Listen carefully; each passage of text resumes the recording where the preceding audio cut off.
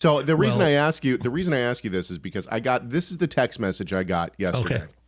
Hi, we're the Nephilim giants.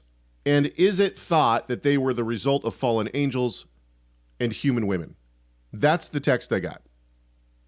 Now, I know the person who sent it very They're well, saying actually. we The are, person we who are sent the it, Nephilim giants. no, who were? Were Oh, like, who, like there's we're, people. we're the we're the Nephilim giants. Oh, Like, were they or not? Now, the person who sent gotcha. this, I know very well, and she's probably listening. So this is not but I thought it was interesting because I thought, man, Rob could wax boldly on this for a long time.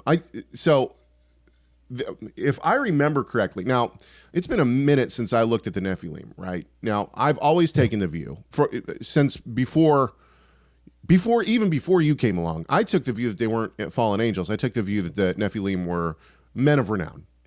Mm-hmm. Now, and that's essentially what I said.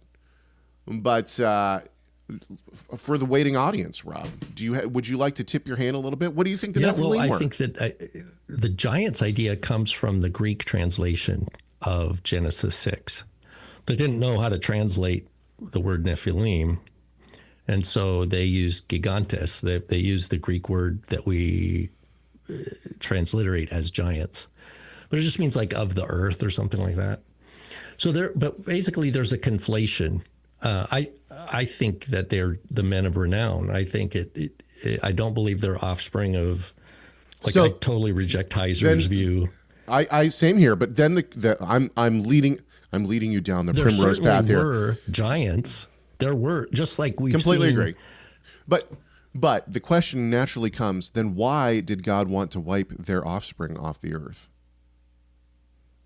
Well, for the same reason. I mean, Genesis 6 tells it's not just their offspring.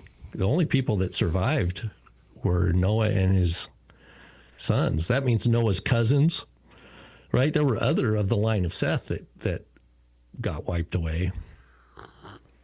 So it's... this is the preview for, if you'd like to know more, take Rob's class on Psalm 82.